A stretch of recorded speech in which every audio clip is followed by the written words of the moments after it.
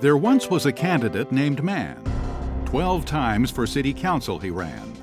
A virtual town hall, democracy for all, accountability, transparency, the plan. You've tuned in to Meet the Candidates, and I'm Sandy Jacobson. I'm joined today by John Mann. John, thank you and welcome. Thank you. Let's talk about development. If you're elected, how would you decide which development agreements to support? What would your criteria be? None.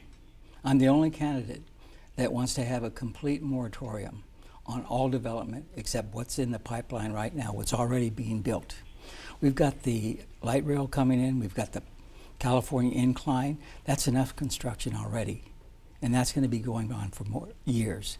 When all the construction that's currently in progress is completely finished, then I want the residents to decide, and the way they would decide is through a virtual town hall on the city website, the homepage. Let's talk about transportation, as you alluded to it. City officials believe that some traffic could be alleviated to a no new net car trips with bicycles and mixed-use centers, carpooling. Do you think that would work? That's baloney. They've been giving us this story for decades, and it's getting worse every election. You can't trust politicians. That's why I'm running. I want to take the money out of politics. That's what's causing all the problems. We need to have radical solutions, drastic solutions. For example, free buses. That'll get people out of their cars because people are getting tired of the traffic.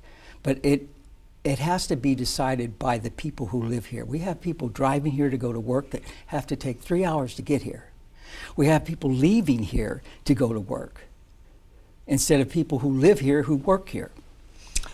Let's talk about affordable housing. Frequently, people who qualify for affordable housing don't have as many cars. So would you agree to lessen the parking requirements to make building of new affordable housing less expensive? That's baloney too. What they've done is they've created these ticky-tacky 300 square foot apartments thinking that people are going to live there and ride bicycles. It's not going to happen. You have people that are overweight or elderly. They're not, and the affordable housing here, it's not really affordable. They've been tearing down all the rent control apartments and building these new ticky-tacky buildings. And our city council is responsible for all of that. They've gone down the complete wrong road. And it's the new education philosophy, urban development philosophy. Do you think that the painted bike lanes and sharrow streets are enough to create a safe environment for cyclists? Does more need to be done, and what would you propose?